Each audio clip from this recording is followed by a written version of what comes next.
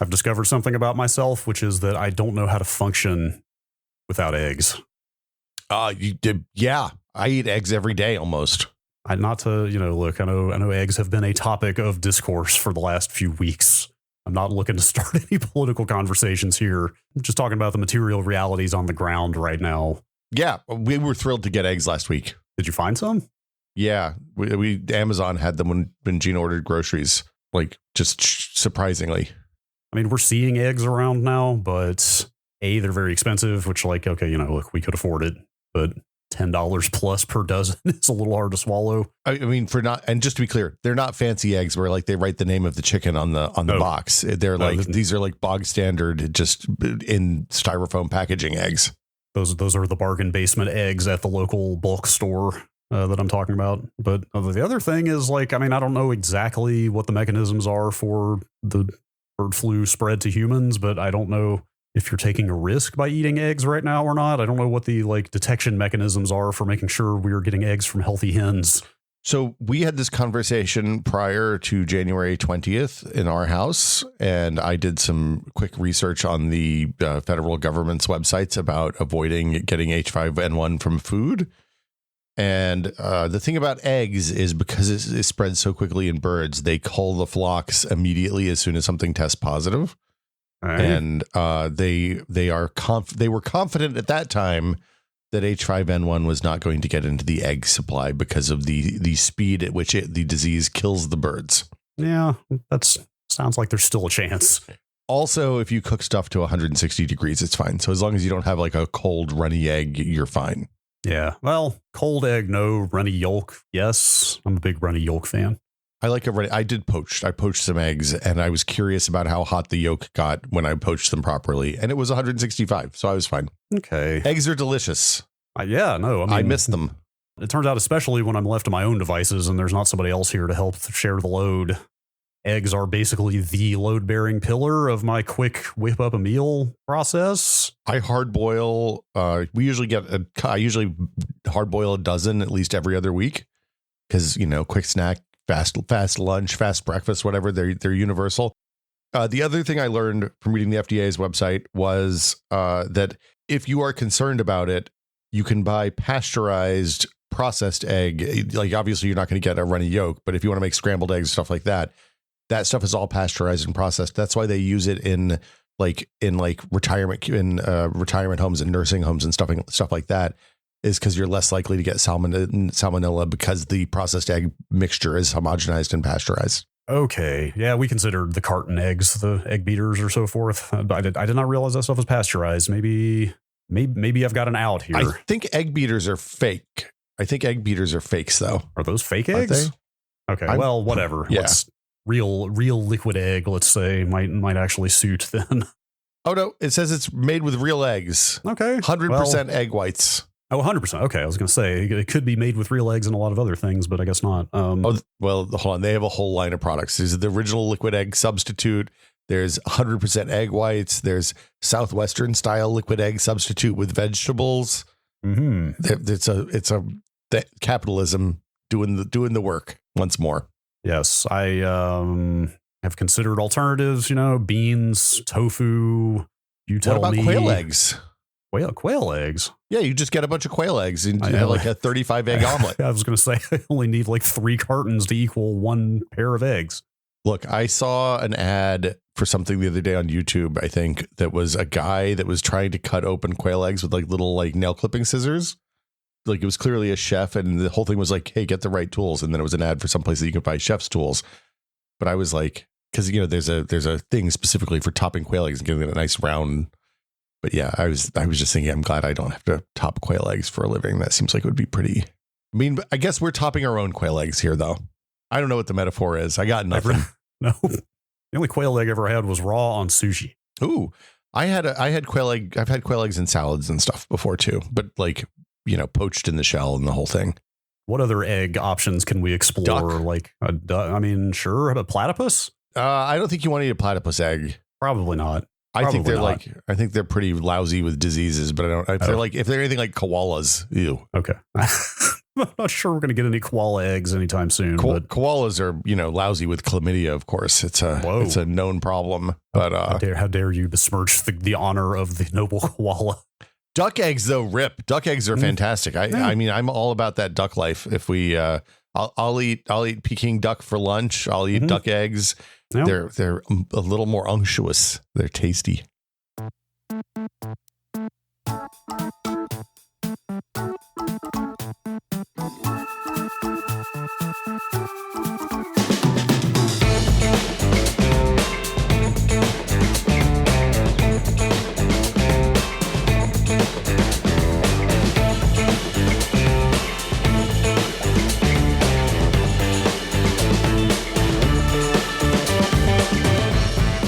Welcome to Brad and Will Made a Tech Pod. I'm Will. I'm Brad. Brad, it is that time of month again. Well, actually, this is gonna be a day late, 2 days late. This is a week late. Well, I mean, yeah, but it's like the end of the month is. Yeah, we're just barely missing the end of January, but yeah, the standard is the last Sunday of the month. I know, but last week we had video card embargoes to go through, so so we're doing Q's and A's this week instead. Yep. Which means we have an extra large crop. It turns out when you do last month's Q&A 2 weeks early, and then you do this month's a week late, there are seven by Google Doc reckoning, there are 17 pages of Discord questions. Yeah, it's a lot of. So I was looking at emails. I was like, man, there's not really that many emails. And then I was like, oh right, I got to go back to December 14th, and there were a lot of emails. So I think we should just get right into it. If you want to send an email, it's techpod@content.town. You can send your missive there, or you can post a question in the questions seeking answers channel in the Discord. They both get to us in the same way. And if you're not in the Discord, you can get there by going to patreon.com/techpod and signing up for any tier of the Patreon, and you get access to the community Discord, which is full of delightful people. It's true. People such as the askers of these questions. Many of them, yeah. There's no time to waste. There's so many. I'm just going to jump right in here. I'm going to start with this Discord question from Annoyed and Tired. Aside from fear, is there another big reason we, both humans and specifically the United States, haven't invested in nuclear power? It's phenomenally expensive to set up. Billions of dollars investment up front. It takes a really long time. We talked about how long it takes to build a fab a few weeks ago. I don't know, a while ago. But it's nothing compared to what it takes to build a nuclear plant. Yeah, I always see, it takes a decade to get a plant online from the approval or whatever. But the proponents of nuclear would certainly have you believe that a lot of that is jumping through regulatory hoops and battling the people who are staunchly anti-nuclear, and that if the regulatory environment was more permissive, then we could get these things going much faster and cheaper. I don't know who to believe there, honestly. Look, NIMBY isn't an acronym for nuclear in my backyard, Brad. That's all I'm saying. Yes, that's for sure. When you open up when you're like, hey, I want to start a nuclear plant, then people are like, oh man, yeah, that sounds fantastic. Where's it going to be? Oh, it's three blocks from your elementary school. Oh, no. We don't want that. So yeah, I think it's all of that stuff. It takes a long time to get the regulatory stuff going.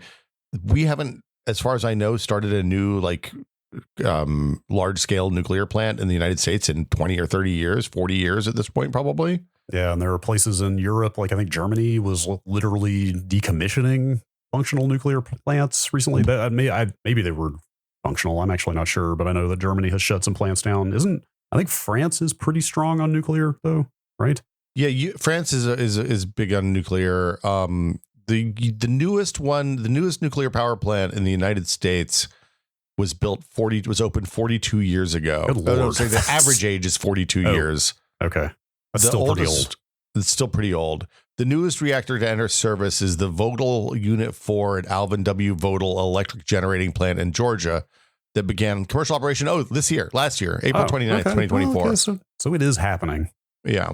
The thing I always see nuclear proponents say is that modern reactor designs are both way more efficient and way safer than they used to be. I mean, that's what everybody says. Yeah, I am absolutely not a subject matter expert. My gut feeling is that the shadows of 3 Mile Island and Chernobyl are so huge that a lot of the resistance is kind of legacy. Well, I think people are afraid of it. I think people are afraid of it because it's the thing they can't see. Right. Yeah. Yeah. Yes. And I think the general public also understands nuclear radiation probably extremely poorly. Look, we've all watched Iron Man. We've all watched the Avengers, and we know how the Incredible Hulk was made, and that's pretty much the extent of, I think, most American scientific knowledge on the topic. Sure. The point of the design, the modern design of like the newer reactors, is that when they fail, they're supposed to fail in such a way that they don't go critical and don't do the thing that Fukushima did, or 3 Mile Island did, or like super duper Chernobyl did. But yeah, I don't know. Yeah, I mean, Chernobyl is an outlier where there was like a fatal design flaw in the reactor that was known before it even went into construction and was kind of pushed through for other reasons than scientific ones. It's what happens when you don't have a good regulatory state controlling your nuclear reactor growth and installation. Yeah. The one place that there's a lot of nuclear growth is there's several startups I know of that are spinning up small scale nuclear generators for like disaster zones and stuff like that. So they're using like container sized generators. Yeah, like portable ones. Yeah, they can go on the back of an 18-wheeler and replace like a big, like a small several megawatt generator for disaster relief and stuff like that. Yeah, I won't put anybody on blast here, but we have some folks on the Discord who are working in that exact field in a startup capacity, working on kind of portable and deployable modern reactor designs. So I found a chart that shows when new reactors were turned on in the United States, and the Vogtle Unit 3 was in 23, the 4 was in 2024. Watts Bar Unit 2, which is in Tennessee near Chattanooga, turned on in 2016. And then prior to that, the last one was in like 1996 or 1997. So we really don't turn them on very often. Yeah. There were a lot in the 70s and 80s. Feels, I don't know. Gut reaction feels kind of unfortunate to me. Again, not a subject matter expert, but well, and I don't know if you saw, but that's the concentrated solar salt plant outside of Las Vegas that you see when you fly across the Mojave is getting shut down now too. They're not continuing to fund that. I think it was always a money loser. I don't know if it ever became. It was more of a test situation. Back to coal, I guess, for us then. It's the future. Yeah, of course. What could go wrong? I don't know if you saw sometime last year, China demonstrated, or some organization in China demonstrated kind of a passive, not exactly a passively cooled reactor, but it was basically a fail-safe situation where it was effectively meltdown proof. Well, that's the way all of the modern 3rd or 4th gen or whatever work is that. I don't know. Yeah. I mean, again, not an expert, but the headlines about this made it out like this was a pretty radical new development, like to the point that they demonstrated it by pulling the cooling on the reactor. Oh, that's fantastic. Literally put it into a meltdown situation to demonstrate the capability of it. And it did not melt down. So they have little floats on the arrestor rods so that when the water goes away, they just drop down into place and they turn off the reactor. I don't know. Yeah, I don't know how it worked, but it seemed to be a pretty big deal. Anyway, the energy needs of the 21st century. Who knows where things are going? It seems like an area that probably bears more investment, but it's thorny. I mean, look, the growth of solar and the potential of solar is such that I think there's an argument that we need storage and things like that more than we need. We need generation because of the stupid data center usage right now. But storage also seems important. Like building big high-low reservoir systems where we can pump water up during the day when we have electricity generated from solar and wind, and then release it at night to generate hydro when there's no sun. Stuff like that is good. Yeah, don't get me wrong. I would absolutely be fine with all green options if it could meet capacity. But who was it that? Oh, I wish I had saved this. Who is it that's working on an orbital power generation station that is going to effectively beam energy back to Earth via microwaves? Oh, yeah, that's Dyson Sphere Project. I do that right now. You put the solar sails out in orbit, and then you beam the electricity back to your planet, so you can harvest coal faster and better. I can't. So, it's just good science. I saw that story, but I don't remember what it was. Yes, this was scientists in China are working on a space-based solar power station. I mean, it makes sense. Could apparently, like, it's fully safe to beam the energy back with microwaves. Like, they pass through stuff just fine. It's fine. I mean, look, What's the difference between a space-based power generation thing that beams back energy with microwaves and a space-based microwave death ray that cooks people from space? It's the same thing. It's just a difference of amplitude, right? Yeah, they're the same picture, Brad. They're the same picture. Amplitude, the right word there? I don't know. I'm going to mess this up, so I'm not going to say anything. Frequency or amplitude or one of those, let's say. All right. Let's move on to something we definitely know better than energy. Question for Beach Rave up next here. Oh, I love a beach rave. Yeah. For a long time, I've carried around a superstition about using a real flash drive versus using a micro SD USB converter, or these days an NVMe enclosure. Are those fears founded? Do devices see the two things differently? And does it have implications for booting from them on older machines or browsing the files on a TV? This is one of those questions that I don't exactly understand the question, but I think I got the gist, and it's also surprisingly complicated. Yeah, I do see where they're coming from because I do run into this. I have a couple of SATA to USB cables. Yeah. The SATA end is a pretty fat plug, so I assume there's some kind of controller in there, like there's some conversion happening, which lets you take an off-the-shelf SATA drive, SATA SSD, and plug it into anything as if it's a USB drive. Yeah, I absolutely have things. In fact, I believe my TV and my Xbox Series X both refuse to recognize drives through that thing as like USB drives. Like I can't, even if they're formatted right.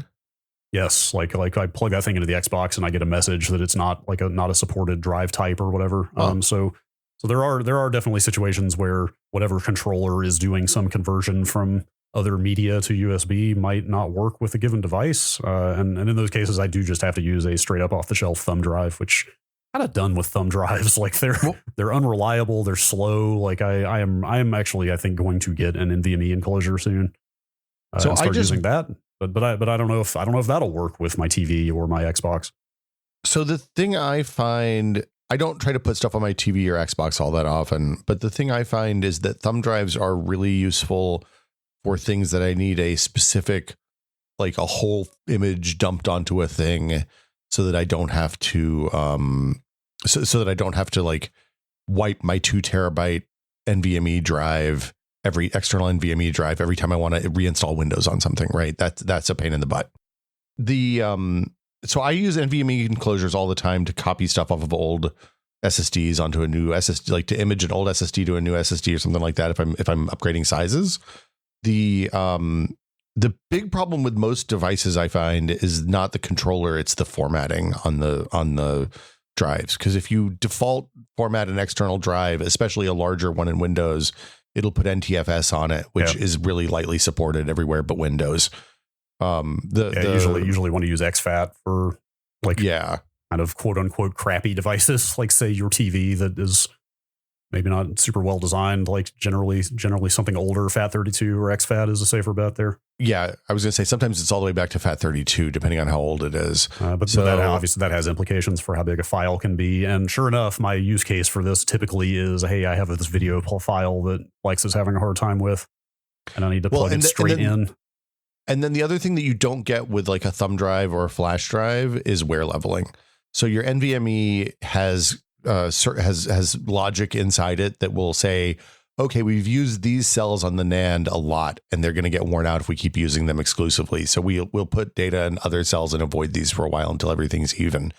And like this is why thumb drives and compact flash cards or SD cards wear out faster than flash and an SSD. So if you are doing a lot of, but it's a large scale thing. So like when you use SD cards to record video every day, so you're working on a website where you shoot video every day and you're constantly recording video and you're cycling those cards in and out all day and you're wiping them every week, and like they're going to wear out faster than like somebody who uses it twice a year to install new versions of Windows or copy files to their TV or something like that. Yeah, that's why SD cards tend to wear out very quickly in Raspberry Pis, because Linux is constantly writing log files to the card. That's why every Pi I have, I set up log to RAM on there, which puts moves the logs into a RAM drive, so you're not wearing. And those cards have gone for years now with that installed, so that helps. Yeah, most of the Pi stuff now defaults to that. If you install from scratch, I've found like this, like Pi whole defaults to logged RAM now, I believe. Oh, well, you mean if it's like a pre-made image of it's something? Like a pre-made image for that. Yeah. Or like a Home Assistant image or something. Yeah. If you're just doing straight Raspberry Pi OS, you'll have to set that up yourself. Yeah. So yeah, if you're just using it to copy files like occasionally, thumb drive, it's all equivalent. If you're doing stuff constantly and doing a lot of work on it, the SSD will in an NVMe enclosure will give you better results. Yeah, I mean my biggest problem with thumb drives these days is the write speeds are intolerable. Like it's just so slow. Like, and again, it's usually a big video file I need to put on there so I can plug it in directly to play it on something. And so when you're getting 20 megabytes a second on a file that is gigantic, it's like, well, I guess I'm coming back in 30 minutes to watch this. So that's the biggest reason I'm going to get an NVMe. So I will tell you, there's a wide variance in thumb drives. I bought a couple of new SanDisk thumb drives because my old ones I had these little, the ones that just like are the nub that poke out of the USB-A port. I wanted something that had C on one side and A on the other. And I tried 3 before I found one that was sufficiently fast. So there is variance in the controllers and the thumb drives, and it's worth actually spending $10 more on a good one. And don't use the ones you get at trade shows, please, for the love of God. Yes, definitely not. The thing I am looking at now is which enclosure to get for an NVMe drive, because the 10 gigabit per second ones are plentiful and cheap. The 20 gigabit per second ones are still quite expensive and also apparently are just like hot as hell. And that's like, we're not just talking heat from the NVMe drive, like the controllers in the enclosures apparently also generate a shitload of heat. Yeah. Like people saying like, hey, these things get too hot to touch while they're in use, while they're being written to.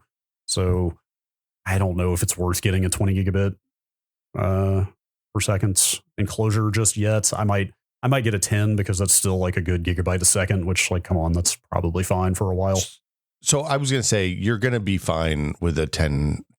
Like we use at PC World, we use these Tough Gaming AS1000s, which are, or maybe they're A1s. I'm not sure. They're an Asus external like NVMe cage. It's really, really sturdy. It's waterproof and dust resistant when you seal it up the way they tell you to.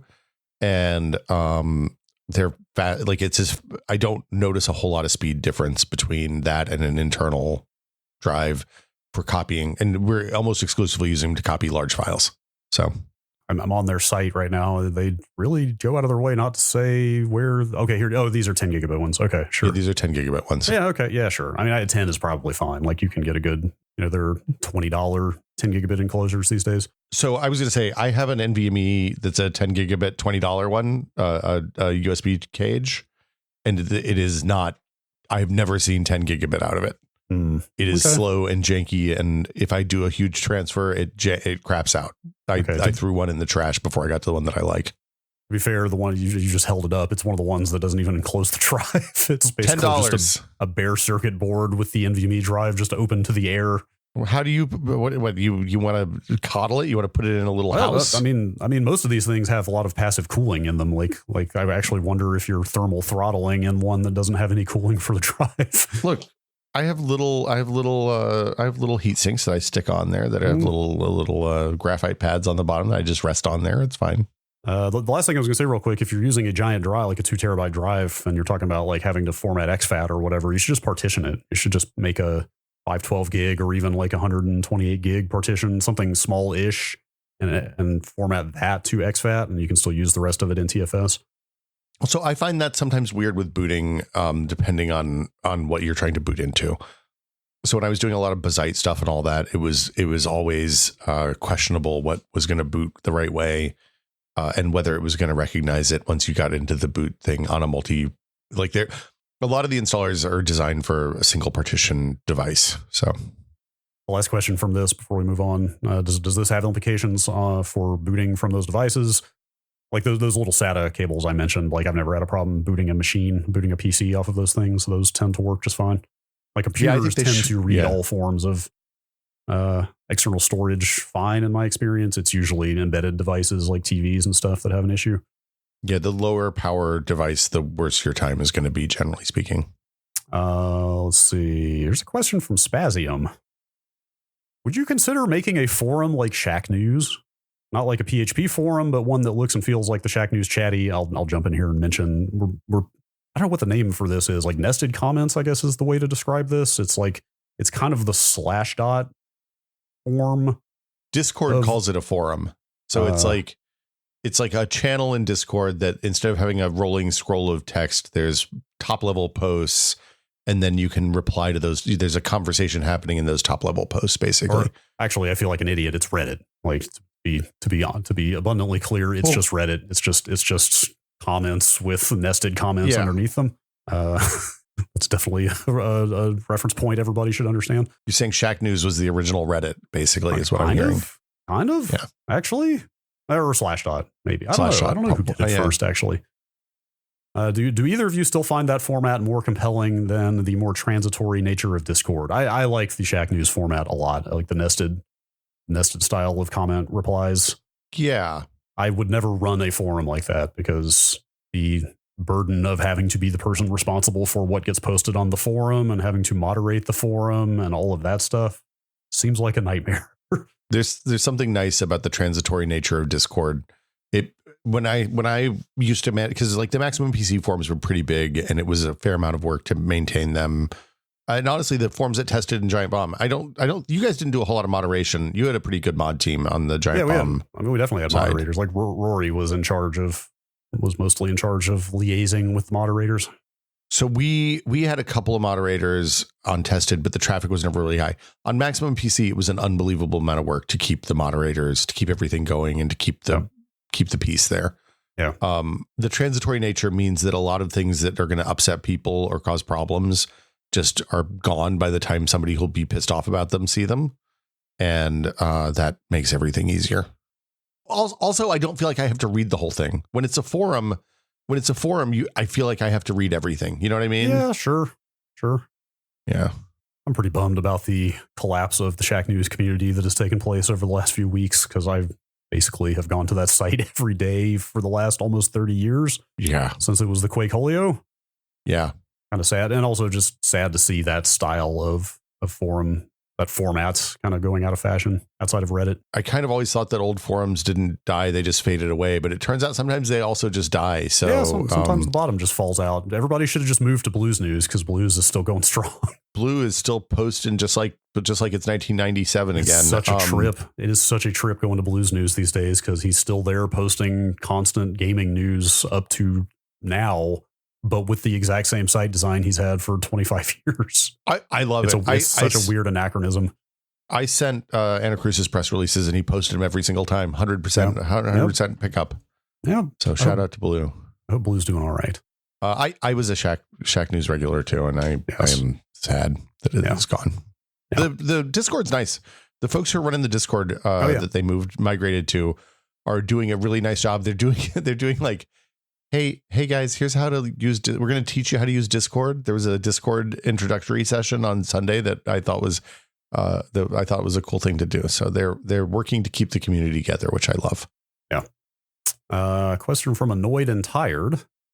Do you think that in 30 years we'll have to convert media like photos and video like how we now have to convert VHS and CDs? Eternally, yeah. That's the future. But maybe I don't know. I feel like once we get it at digital, he's talking about physical and in some cases analog media, but like once everything is digitized, I feel like it's mostly just going to hang around for probably the rest of our lives at least because there are enough tools like FFmpeg out there that don't deprecate support for old formats aggressively that yet by and large, if you've got something already encoded digitally, you're probably going to be able to read it just fine. I mean, I think there's the other problem is that bit rot on all media exists. So even your hard drives, your SSDs are definitely SSDs unpowered are good for like 5 years, I think is the spec for most SSDs. So the problem becomes what happens to these old weird formats. So like if you downloaded real music stuff in 1998 or 2001, that's probably unplayable now. Any DRM'd WMA files are going to be an enormous pain in the ass to get into probably. I have just searched my NAS for .rm files. Yeah. I bet VLC plays them. Let's see. Here's one. Well, here's Lieberman.rm Don't open that one. from 1999. Oh boy, that's gonna be about video games.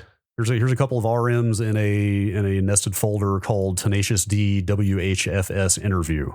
That's probably okay. I'm gonna drag this into MPV. But you don't just double click. It's not. I don't hear anything. It's not playing. This is the problem. It is not playing. I'll revisit that. Yeah, I bet VLC would play it. Probably. Or FFmpeg couldn't convert it. But like the other day, I pulled. This is maybe a little bit of a deep cut. This is circa 2006. Do you remember birds.mov? No. It was like an early sort of viral video on the internet. It was made by some art collective in France. I think they're French. It'll be hard to find now. If you search birds.mov now, you're just going to get a lot of bird videos. But it was this really nice artsy video of a bunch of slow motion dogs sort of like flying through the air with like laser lights. I do remember that. Yeah. That came up recently. And I looked, and sure enough, I still had it from 20 years ago. It's a super old QuickTime video encoded in a Sorensen codec. Yep.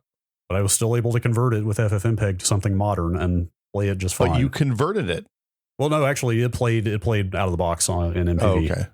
Oh, okay. So it played just fine. But okay, yes. If we're the letter of the question, are we going to have to keep converting media? Then yes. Yes. Like forever and ever. Amen. Common players will drop support for old codecs and stuff, but there will still be tools around that you'll be able to do that with. Look, you can't play a CD on the PlayStation 5. Well, yeah, I mean, that's more a question of hardware. Like, they didn't put the laser in to read a CD, though. Like, that's more a question of saving, either saving on the bill of materials, or maybe those things are not widely available anymore, actually. Brad, can you even play a DVD on the PS5? That's a good question, actually. No, you can't play CDs. Yes, I got an answer. Yeah, yes, I'm on the support page here. But no CDs. PS5s can play DVDs, Blu-rays, Ultra HD Blu-rays, but no CDs. Which again, I understand is just because they don't have the right kind of laser to read them in there. I believe it won't play BDRs. It won't play 8cm discs, the little baby discs, like a GameCube disc. They want you to think that. Actually, I would not put a tiny disc in my PS5. You might never get it out again. That's going to be a problem. I don't think I've ever used the disc player in my PS5. I've used it like basically to test it. I've put a couple of old PS4 games in there that I wanted to dabble with a little bit, but I can see that. But yes, it's as much as I decry the looming death of the optical drive in video game consoles. Like, I have to admit, they are not widely used. No, for most people at this point. No.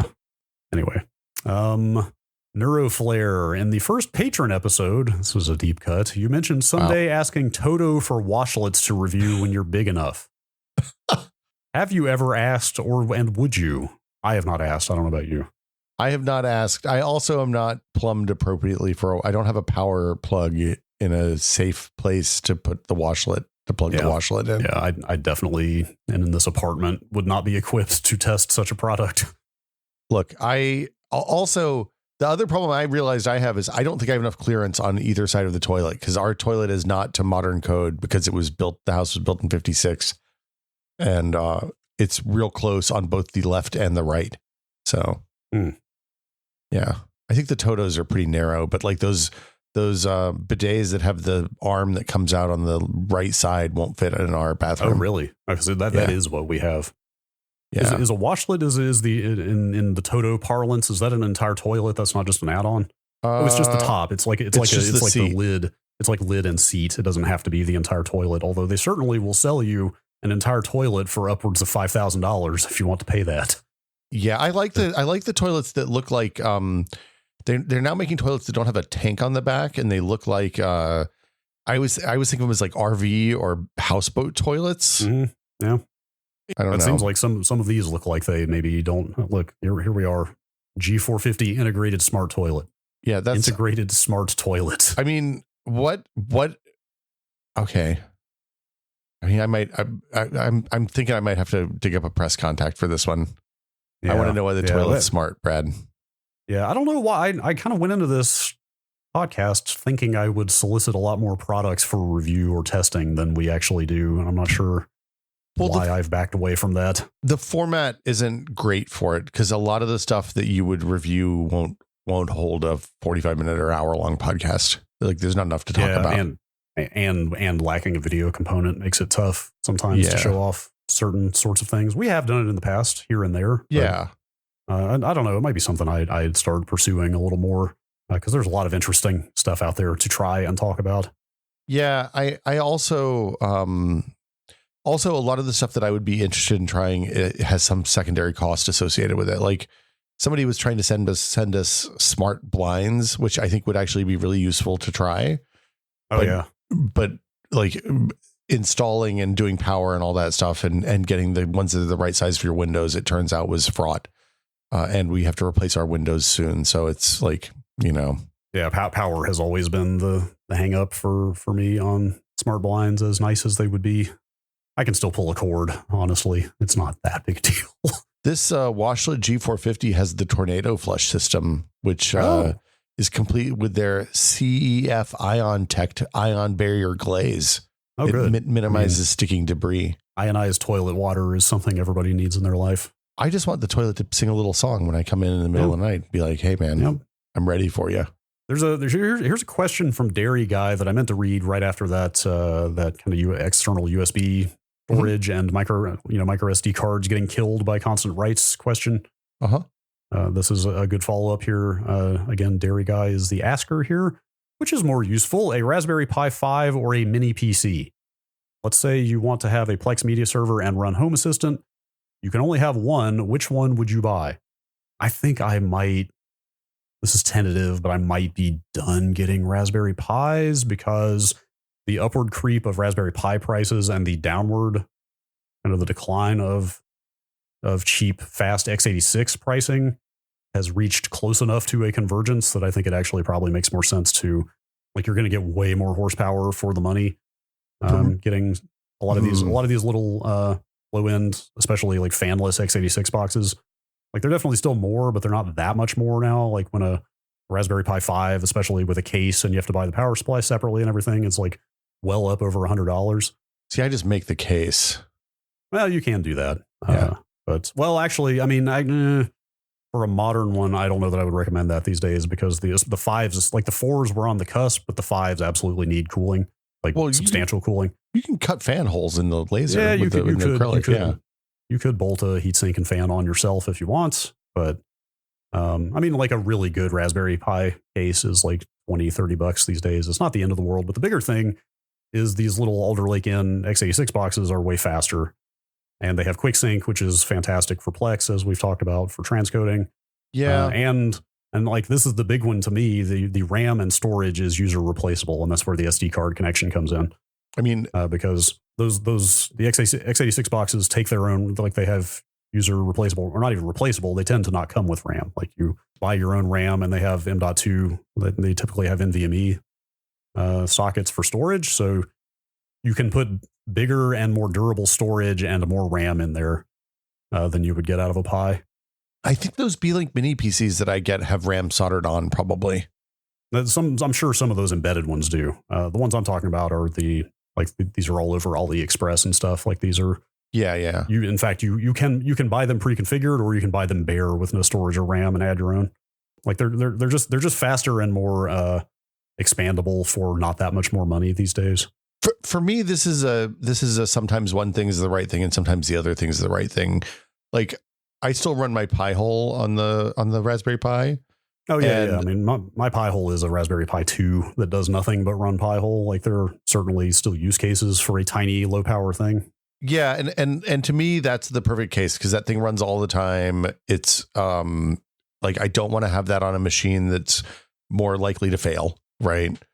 And I don't want to. I also don't need to have a real computer running that because it's just going to use extra electricity. And as we've previously established, our electricity is crazy expensive here.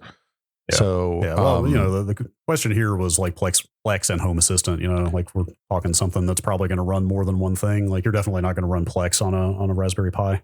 Yeah, but at the same time, running Home Assistant on an x86 machine is really hard. It is not very friendly for that kind of stuff in my experience.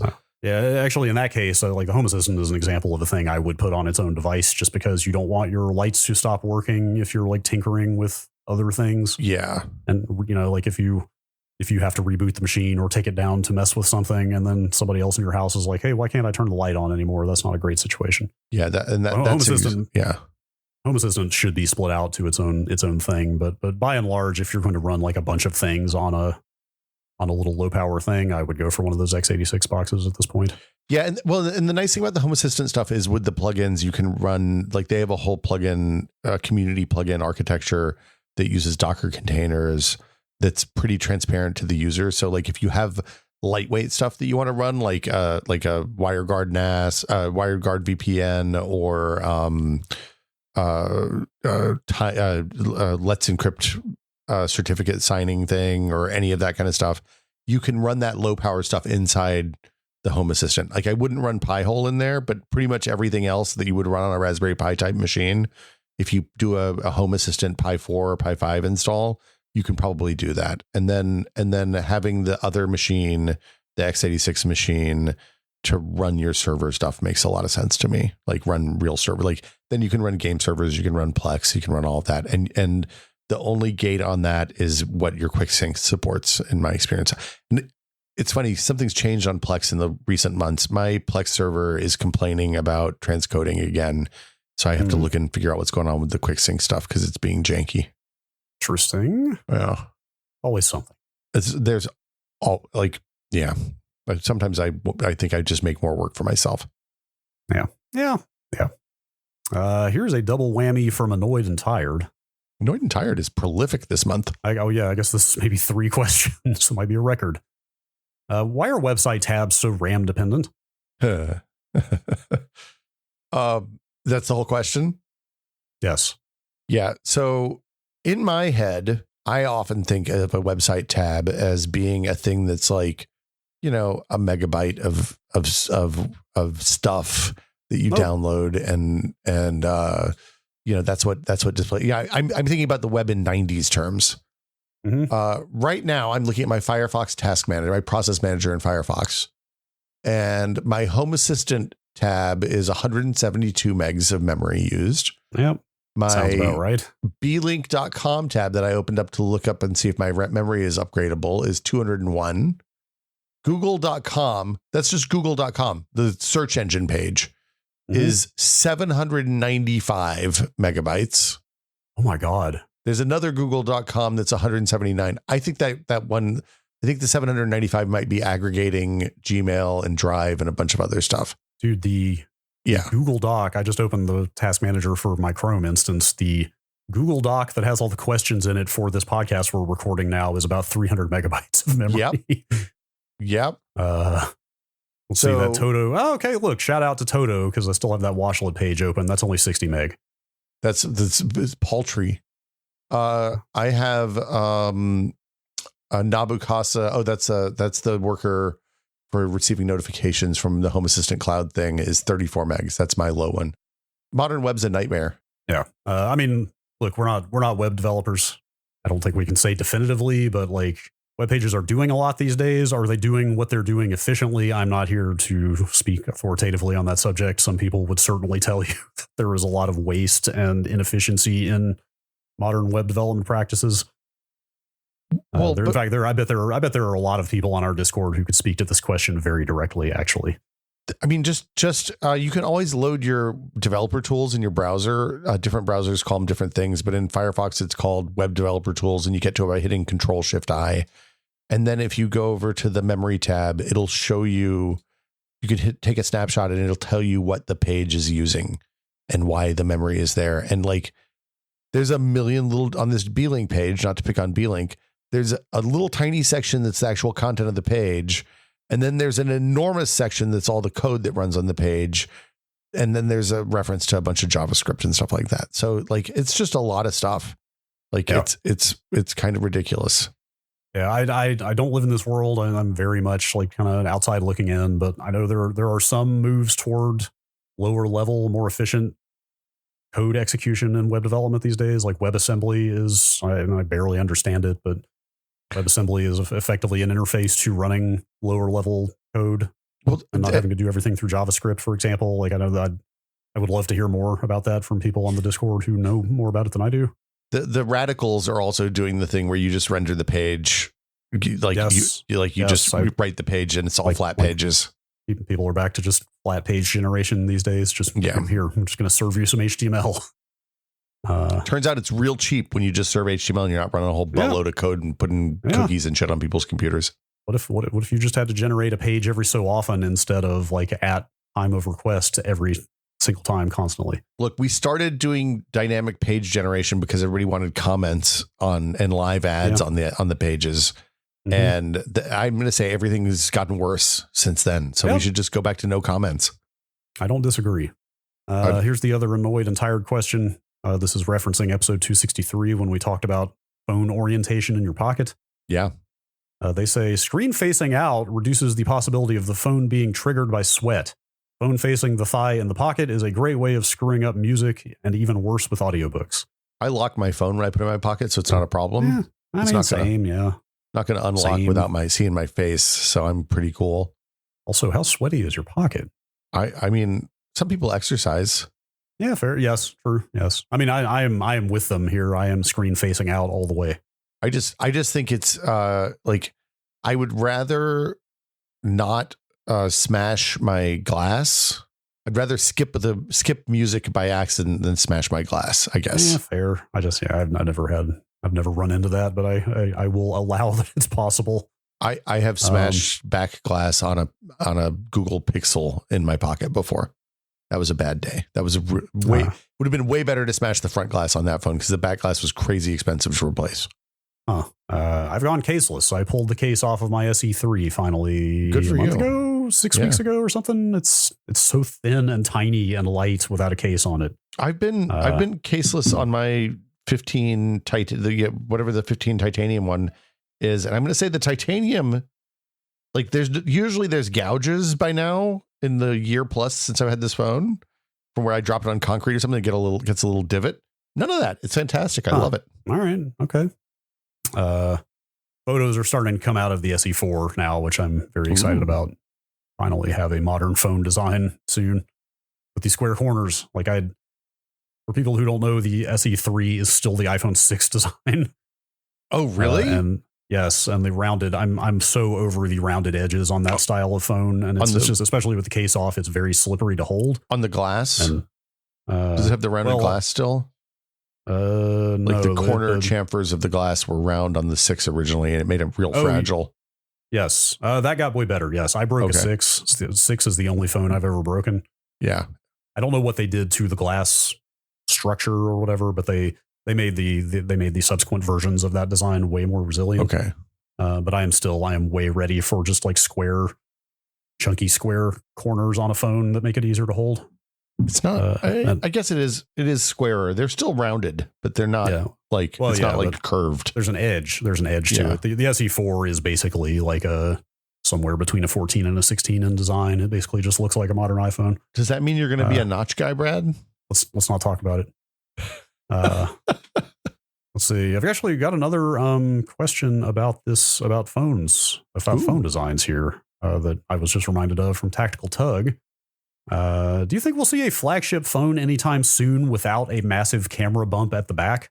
No. This annoys me every single time I put the phone down on the table, especially if I'm not using a cover and the phone is tilting back and forth like a fishing boat in the middle of the Atlantic.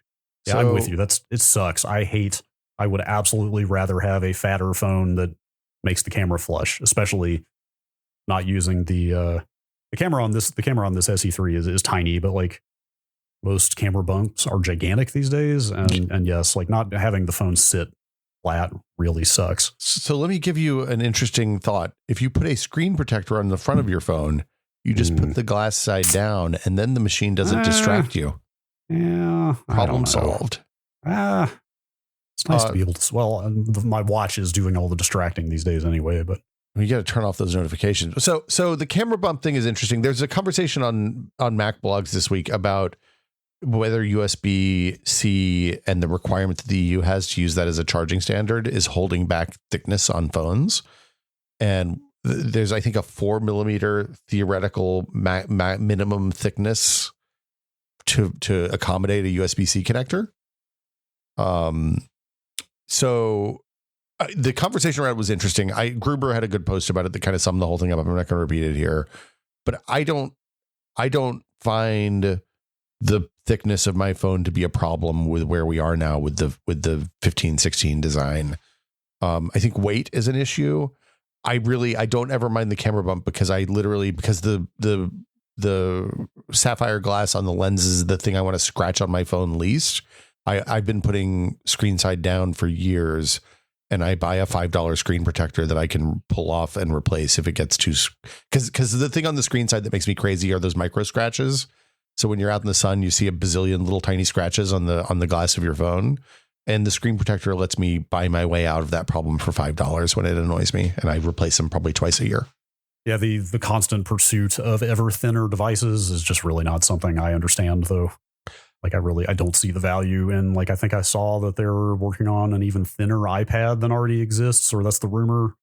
And also on the subject of the USB-C thing, I fully believe Apple would make a completely portless device if they could, and make you do everything, including charging wirelessly. Well, so that was one of the threats, is if they mandate the C port, then they'll just provide a C adapter that's a MagSafe charger.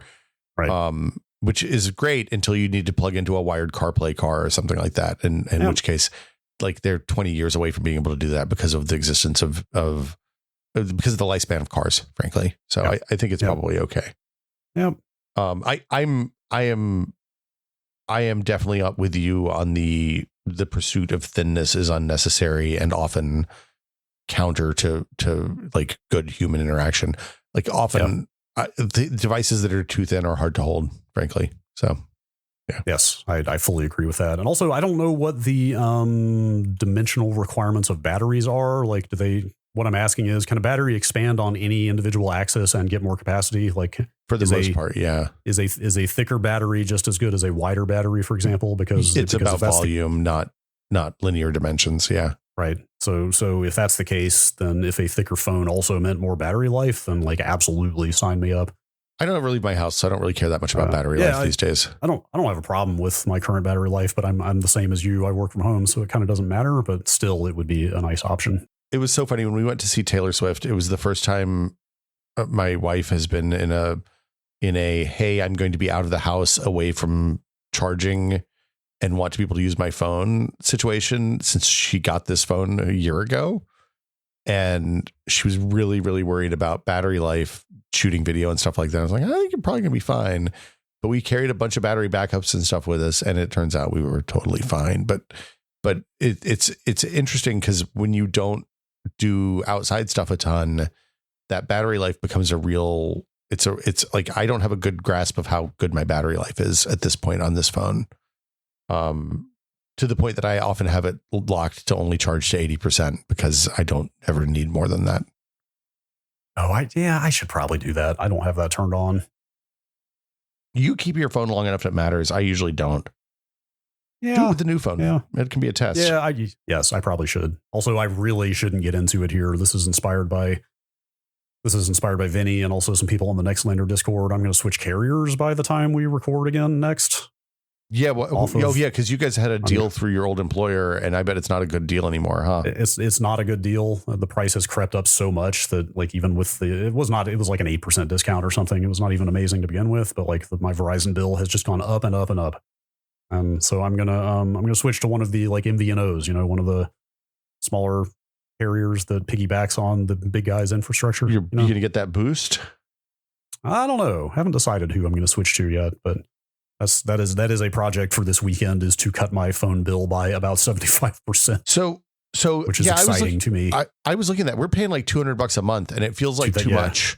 It's insane. Like I'm paying almost $80 a month for one line. Like that is just like, what? Well, and like, so I've stayed with Verizon because we're on one of the old family plans, which means we pay X amount for a bucket of data, and then we pay $10 a month or $20 a month for a line, depending on whether it's a phone or a watch.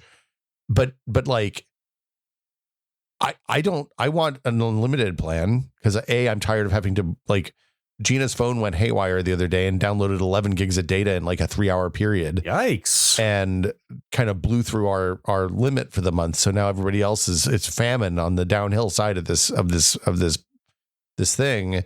And like, I don't know why I should have to deal with this. And since Verizon doesn't offer family plans anymore, for me to get out of this, I would have to pay $240 for 3 phone lines for $80 a month, which is too much. Nope.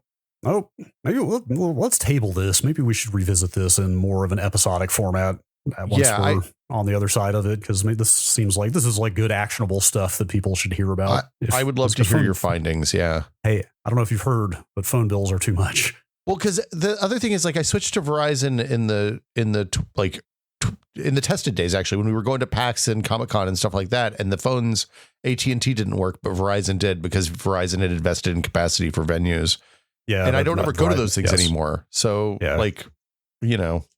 capacity coverage was the reason I moved to Verizon from AT&T as well. Yeah. Some of the carriers out there lease infrastructure from multiple of the big companies. Yeah. Like some of them let you choose between, like, hey, we have AT&T and T-Mobile, or we have Verizon and AT&T. Like, we're all three. So you can both pick your network and also switch to a different one, probably month to month, if you find the one you're on is not great. The one thing I will say about Verizon is that they have done a good job with the security stuff, so that if somebody tries to hijack my SIM, I get a note. Yeah, like that is the thing to. Okay, so we're just cannibalizing a. Yeah, okay, we should table this. Let's do an episode. This is great. Like the lack of frills and maybe questions about infrastructure and account management and stuff. Like those are where a smaller carrier would differ. But we'll maybe get back to this when we have more experience with it. This is a boatload of questions, Brad. Yeah, it really is. How about we do a couple more here? Actually, there's a couple of CPU ones I wanted to do. Yeah, I'm an expert now. I've actually spent more time with CPU testing this year than I have in my entire life up until this point. Wow. Yeah. All right.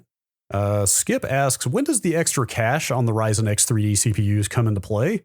Obviously, more is better, but what activities benefit the most from the additional cache?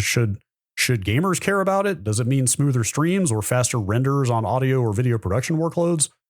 This is random. Also, will we see either of you as VTubers anytime soon? Okay. On the last point, I'm going to say, for my part, probably not. When I was doing Foo, one of the things that we did as a prototype for somebody was what they didn't call it a VTuber back then here, but what would have been a VTuber interface. So there is a VTuber version of me. I'm not like animate up and like catgirled or whatever, but there's a virtual version of me that runs that can give an alpha video. So you can superimpose a version of me either on a virtual living room or on I'm never going to dig that up again, though. It required a bunch of VR stuff to work. I was going to say, you should release that under Creative Commons and let people have at it. No, thank you. That is a bad idea. Yeah. To answer the actual question here, it is almost entirely for games. There are a handful of benchmarking workloads that include a lot of Vcache that will benefit from a buttload of Vcache, but they're unusual, and games is it. Yeah, and even within the games subsets, it manifests in a lot of places. Like a lot of standard 3D games, first-person shooters and stuff. In some cases, benefit noticeably from the Vcache, but the extra cache. But the one place you really see it just go through the stratosphere is like strategy games, like anything that is hitting that cache a lot, and that tends to be stuff like Factorio or 4X games, something that is like, I lack the low level programming vocabulary to describe this well, but something that is like executing a lot of code, doing a lot of simulation, where the CPU is going to be hitting the cache like kind of constantly. Like something like, if you look at benchmarks for something like Factorio, it's something insane, like 60 or 80% faster on the Vcache part. So I'm opening up our benchmarks from the 9800X3D review, and like Cinebench numbers are pretty much the same, right? Like there's a tiny variance, but when you look at into even non like Cyberpunk saw a pretty good lift, right? It's a substantial lift. It's like 10%, 15%. For more kind of standard action games, it seems much more engine dependent in that case. Like some games and some engines benefit enormously from it. Some don't see a whole lot of lift, and I forget which is which. Like Like Far Cry, for example, I don't remember why, but Far Cry was seen in a lot of benchmarks because it was either one or the other of those. I forget which it was. Yeah, I think that's right. It's really part of the reason a lot of cache helps with games is because games are often memory bandwidth limited. And if you have more cache, then you can store more stuff in the memory on the chip, which is much faster to, like, a couple of orders of magnitude faster to access than system RAM. And that's the big thing. So if you have a memory bandwidth limited benchmark, that's going to show you a bigger boost on the Vcache. This is why the Ryzen's with 2 CCDs, one that has Vcache and one that doesn't, are kind of best of both worlds for games and productivity stuff. Because a lot of productivity stuff is benefit. The stuff where performance matters on productivity benefits typically from having a lot more cores and more clock speed. The Vcache then gives you the boost in the memory bandwidth limited stuff, which is, like I said, mostly games. Yeah. Yeah. I mean, the short version, if you're just looking at something to buy, is if you were primarily building a game machine, you should get an X3D. Like, that's just that's the blanket recommendation. So I want to test with the 9. We haven't seen the 2 CCD Vcache chips from AMD yet, from the Zen 5 launch yet.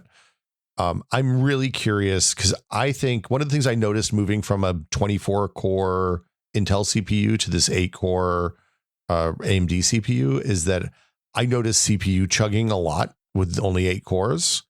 And I'm working. One of the things I'm working on for PC World right now is figuring out ways to test that and quantify that feeling. So if people have suggestions, I would love to hear that. I know there's a lot of people who think about this kind of stuff as well. But yeah, I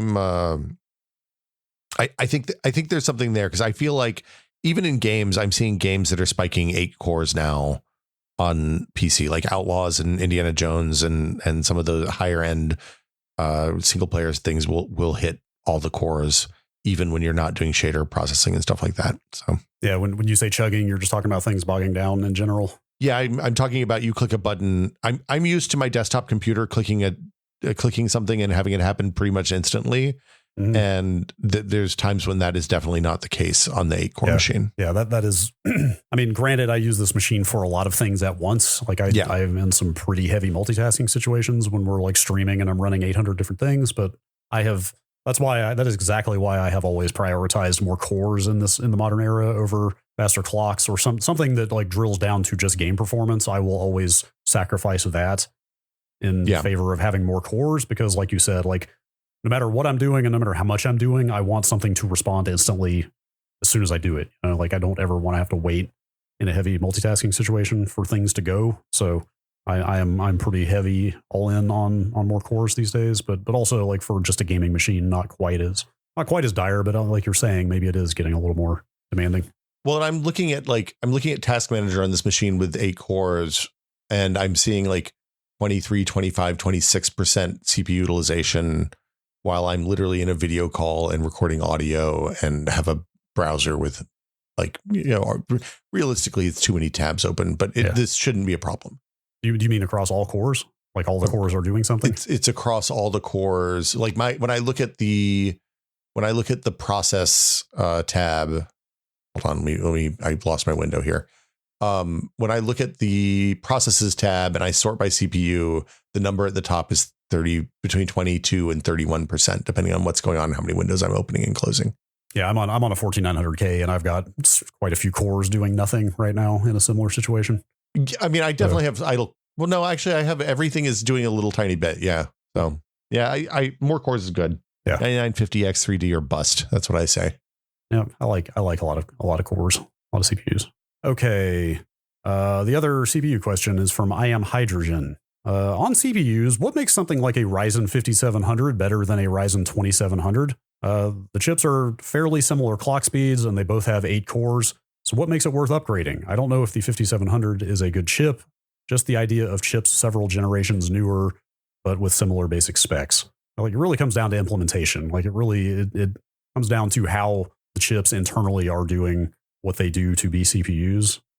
If I know that's a very vague answer. Well, I mean, some newer chips will do more work per clock cycle, right? Or capable of doing not just in terms of number of threads and number of cores, but inside those threads, each thread is a pipeline that's many, many sets of instructions deep, right? There's many, many registers and stuff in between where electrons go in and where electrons come out. I guess they don't really come out, but anyway, the other thing is the process sizes change. So from 2600 let's see, I'm looking up Ryzen 2600. I don't remember what the process was for that, but it was probably like, I don't know. It's a long time ago. You're going to generate less, like 14 nanometer, maybe. Yeah, that would be that's what I was going to guess, but or maybe even bigger than that. Of course, here he's asking about chips that are roughly the same speed. Like when we're talking the same clock speed. A smaller process is more about limiting heat. Well, yeah, but they will generate more heat, or they'll run at higher speeds, one or the other. Yeah. And the other thing is you get extra stuff, like there's new instruction sets that are added as time goes on. There's support for things like AV1 in the codecs, which sometimes is on the CPU, sometimes that's on the GPU. On the Ryzen side, on machines that have graphics built in, the integrated graphics have increased dramatically. And then the other thing about the Ryzen 2 and 3 series is that their compatibility with memory has gotten much less fiddly. In the Ryzen 3 3600 that I have here is the fiddliest machine I've ever had for RAM. I have one stick of RAM that works right in that. And if I try to do dual channel ever, it just doesn't work. So, well, that sounds fun. Yeah, I think just kind of looking at the language of the question, I think really what they're drilling down on is when everything else is like for like, when you're talking same clock speed, same number of cores, same everything except newer generation, why is a chip faster? I think it probably helps to understand the meaning of the word architecture here, because that word gets thrown around a lot about CPUs and GPUs for that matter. There are actually two types of architectures at work here. There is the instruction set architecture, which is x86 in this case. Like that's just kind of like the language the chip speaks, and what basic operations it's capable of. The micro architecture is what we're talking about. If you're saying like Skylake on the Intel side, or Zen 3 or Zen 4, those are micro architectures. And that's basically just an implementation of the instruction set.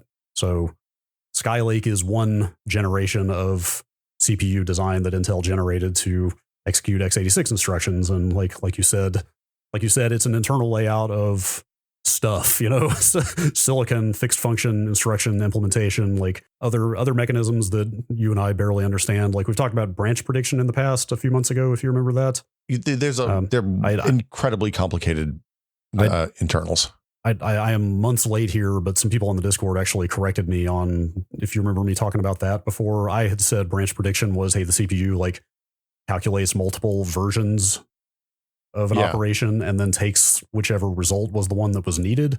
Yeah. Apparently I got that wrong. What it actually does, because this makes sense because it's silicon is fixed function. It can only do so many things at one time, right? What it's actually doing is guessing which operation it's going to have to carry out and executing that one. And if it turned out to pick the wrong operation in the beginning, then it has to go back and do the right one after that. So I think there's a term for that. Okay. It's like a prediction miss, basically. So interesting. It's actually even less efficient to miss the prediction, but that's getting in the weeds a little bit. But the point I'm making is that there's all kinds of stuff going on inside the CPU to make it faster to execute instructions more efficiently or carry out operations more efficiently. And that changes generation to generation from one microarchitecture to the next.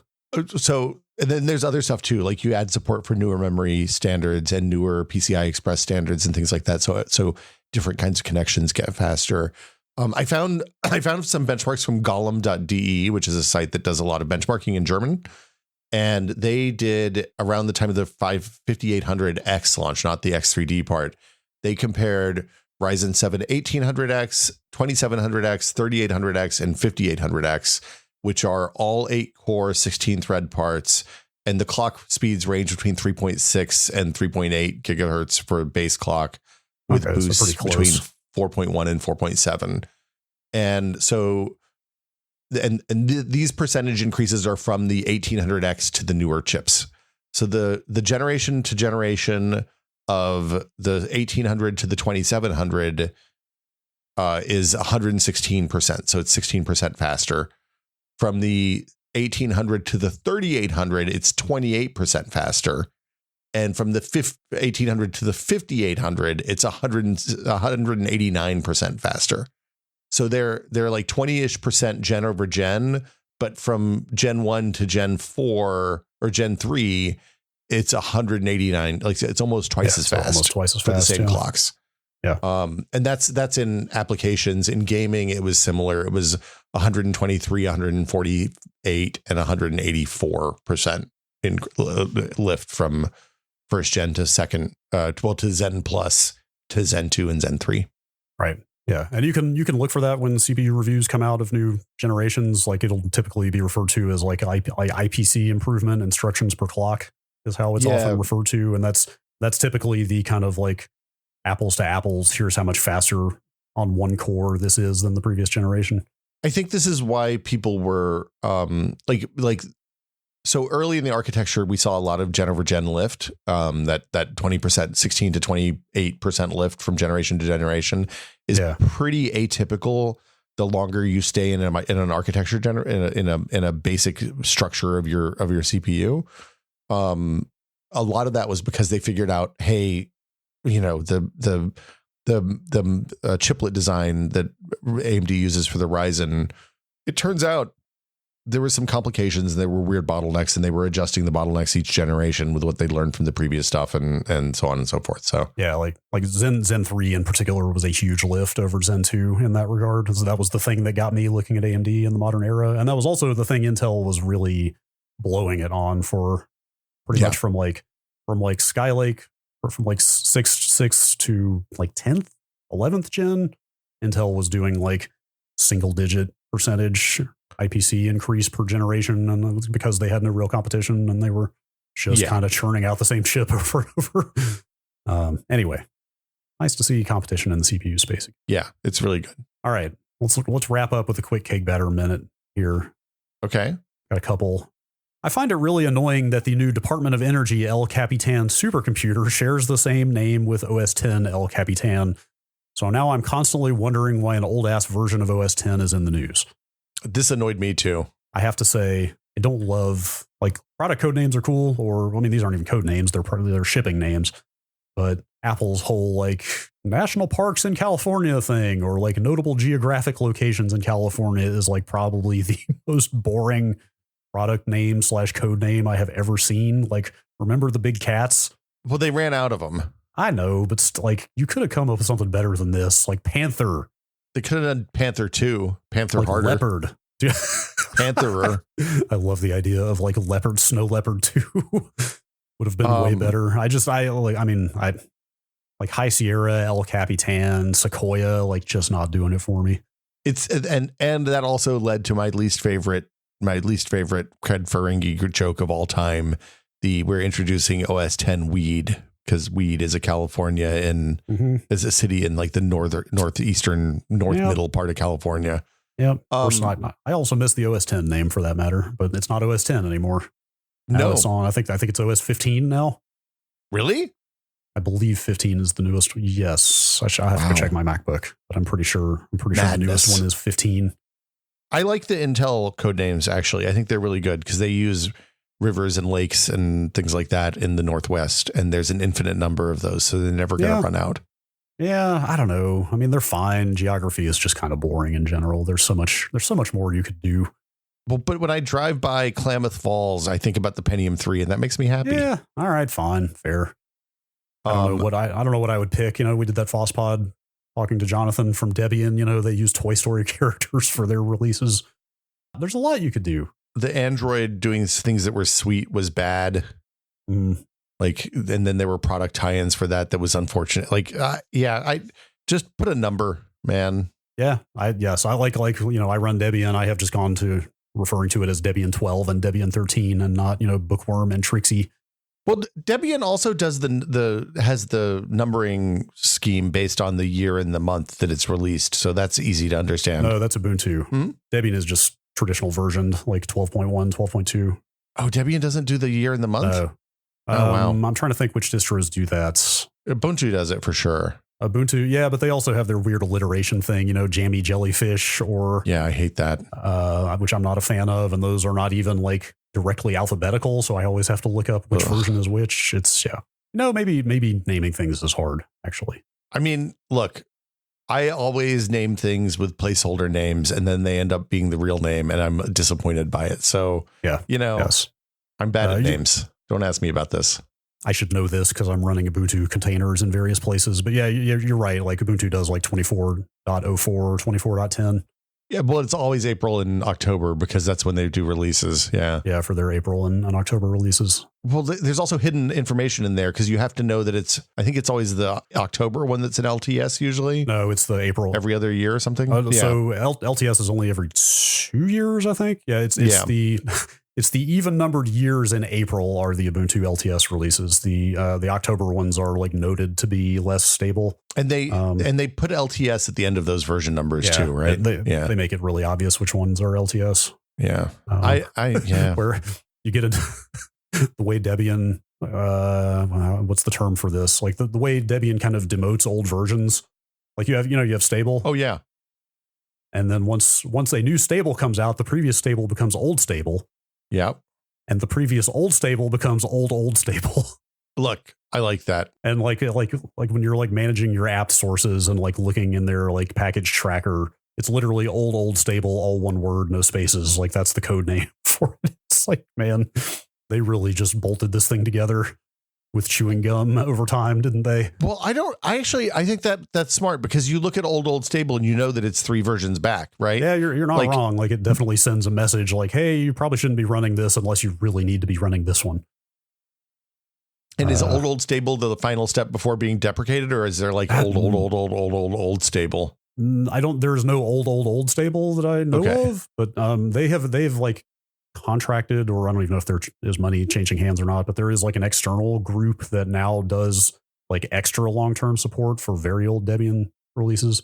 Okay. Yeah. Support in the open source world is interesting because it's like a resource problem, right? Because you're all volunteer. You've only got so much manpower. Or, it's not all volunteer, but it's mostly volunteer. Yeah. But like, you really have to make like hard choices about when to cut off support for old versions. So like how they all handle that is kind of like a fun management problem. Yeah. All right. Last question real quick. Also cake batter. I can't read analog clocks. Is this a me thing or a generational thing? Will, can your daughter read an analog clock? My daughter can read an analog clock, but we had to actively teach her. Okay. Yeah.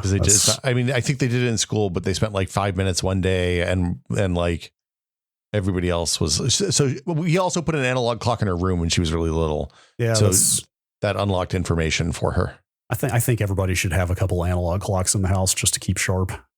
I love analog clocks. Same. When I was working with folks in different time zones, I have a couple up on the wall behind me that are set to whatever time zones the people I work in easily. So I can just glance at them and know whether I'm being rude when I send a message to somebody. Mm-hmm. Or sometimes be 12 hours off from being rude. If I mess up the conversion, but yeah, it's analog clocks are good. Yeah. I was gonna say, I can see people having an information processing problem with analog clocks though, because it's a difficult interface. I don't know. It's not that. I find it fairly intuitive once you understand the system. I don't know. It's like big in the media these days. Like, oh, Gen Z can't tell time on analog clocks anymore, and I don't know how overblown that is. But look, Gen X, we're a bunch of wasted losers. Millennials are never going to look. They're pissing away all their money on avocado toast instead of saving money to buy houses. Gen Alpha are a bunch of raging malcontents who are nothing but socialists and don't want to work. This is the same bullshit they churn out every 10 years for a new generation of kids. Gen Z doesn't understand file systems or analog clocks. I don't know, but at the same time, like this might be my most like dangerously boomer opinion, but it feels like there is a little bit of a crisis of helplessness out there these days where like, I don't know, something like reading an analog clock is so eminently knowable if you just go look up how to do it. I think, or here, let me put this a different way. I think curiosity is a muscle that can be developed and strengthened and honed. And it's good to just get in the habit of going to a search engine and just typing like, how do I blank? But what if the search engine gives you bad AI results that are untrue? That is absolutely a crucial problem in this age, for sure. So Shags had a question. at the top of the list that was about this. And I think this might be a generational thing, but I think that look, I think one of the challenges I think that my daughter has that we didn't have to deal with until we were a lot older is that she's growing up in a world where there's infinite entertainment, right? Yeah. So we've talked about this a little bit before, but teaching her how to manage that and how to not just fall down the Netflix hole infinitely has been an important part of her childhood. That's exactly what I'm getting at, or like when the TikTok ban was temporarily looming, you saw people going like, well, how am I going to discover new music now? It's like, there are other avenues for discovering things like that. I'm not saying this stuff to be critical. It's more like an effort at empowerment, like it's like, hey, you are capable of going out and finding things and like teaching yourself to do things. And like, that's a very good feeling when you realize like, hey, I can do this. Like, I don't have to just like feel like I can't. So I think for like a lot of stuff, this is a place that working in VR helped me. I did not fully appreciate the level to which human experience is a spectrum until I started working in VR and did a bunch of VR demos and saw how different people reacted to the same stimuli. And some people really, it's Zach Gage who makes Puzzmo and made Spell Tower and a bunch of those like awesome good Sudoku and a bunch of good word games. Has done talks about this. Some people really love being presented with novel problems, like problems that they don't understand the framing of and have to figure out the framing and how to solve that problem and then doing that. Some people really love and respond really positively to problems that they like repeated problems, like problems that are normalized. They understand the scope and the constraints of them and then how to solve them. And then the value is in repeating that solve as efficiently as possible. And those are like just like the ability to detect frame rate changes in a video game, which is another thing that some people are really good at and some people are bad at. Like your desire to solve those types of different types of problems varies widely from person to person. So like, I totally see a world where somebody has a mental, physical, like they have a mental processing problem with reading the analog position on the clock. Cause like, if you're bad at left from right or whatever, your clock doesn't have numbers on it. It just has like there's a bunch of fucking terrible designed analog clocks out there. Yeah, sure. Like look at what Swatch did in the 90s. They had watches that didn't have marks. They had watches that had one hand. The Swatch Internet Time, while fantastic and unimpeachable, also was problematic.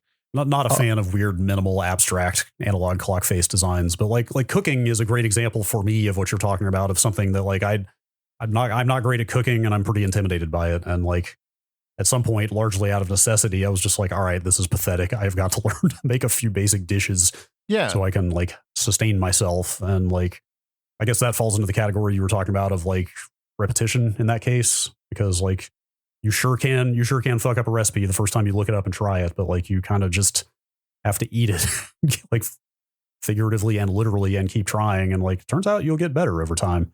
Well, but that's also one of those examples. That's if you taking a problem that you didn't understand, like how to read a recipe is the problem, right? How to read and execute a recipe.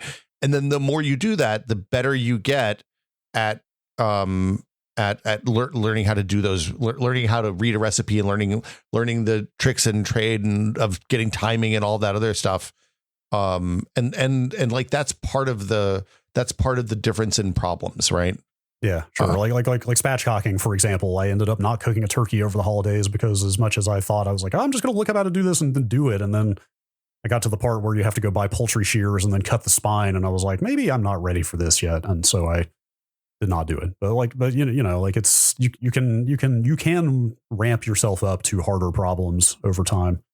The Zach Gage talk that I think is my favorite treatise on this is called Designing for Problem Solvers. If you search for Zach, Z-A-C-H Gage and Designing for Problem Solvers, it comes right up. And it's about routine versus non-routine problems. That's what we're talking about. So like in the example of cooking, the routine problem is following a recipe and executing the recipe and collecting all the ingredients and figuring out the timing and then actually doing the mechanical part of cooking and then putting it on a plate and eating it, right? The non-routine problem is learning how to read a recipe in the first place because it's a specialized bit of knowledge. And this talk is really good about breaking down how that applies to games, because that's what Zach cares about. But it's quite good. Very informative. Anyway. Yeah. It's a thorny problem. So I don't think your Gen Alpha kids are shiftless layabouts because they don't know how to use a file system. Brad clearly with his boomer take does, though. No, that's not what I'm saying at all. Nobody ever showed them how. It's just that what I'm saying more generally as an effort toward individual empowerment. Like if you don't know how to do something, like really just try to develop the habit of just typing, how do I do blank? Yeah, absolutely. And see what you find. And it might not be something you're interested in or feel like you have the aptitude to approach, but it might be like you might learn that you can learn it more easily than you think. And there's the thing, this is directly applicable to my parenting. I realized that my daughter was afraid to try doing stuff because she was afraid she was going to break something. Yeah. Like that's kind of how I feel about cooking. Right. But so I made a concentrated effort to teach her that it's pretty hard to break most things beyond the point that you can repair them.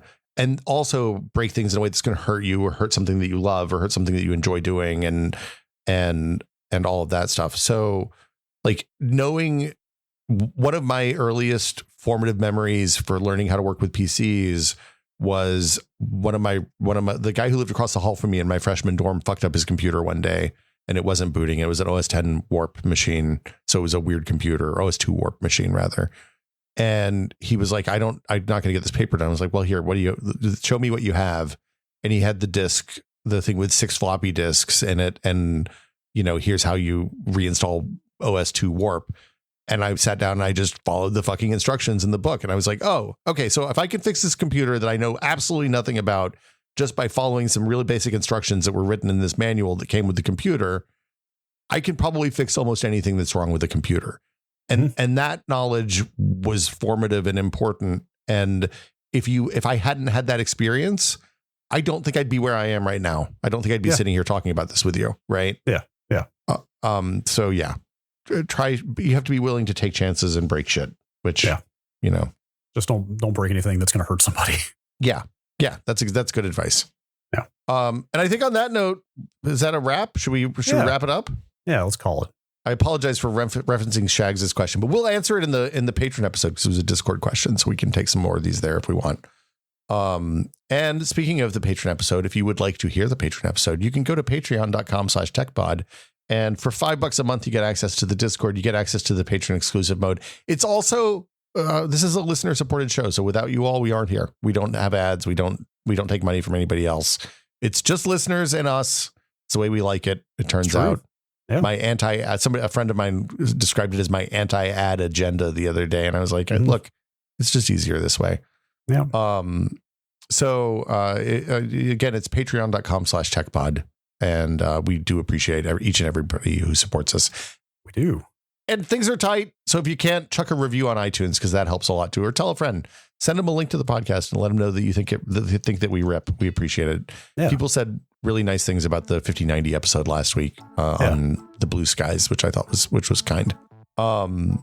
This is the portion of the show, of course, where we thank our executive producer tier patrons, including Andrew Slosky, Jordan Lippett, Bunny Thing, Twinkle Twinkie, David Allen, James Kamek, and Pantheon, makers of the HS3 high-speed 3D printer. Thank you all so much. It's a bunny thing. I still have not quite. What's a bunny thing? Do your bunny thing. I'm not gonna kink shame anybody who's doing their bunny thing. Okay. No, it's just so vague. It calls all kinds of images to mind. Anyway, I didn't really have any image. What images are you talking about, Brad? No specific image. It's more, I guess what it calls to mind more is like, what kind of thing are we talking? I don't actually know. Anyway, yes, thank you to all. Well, that'll do it for us this week. We'll be back next week with another edition of the Tech Pod. Until then, please consider the environment before printing this podcast.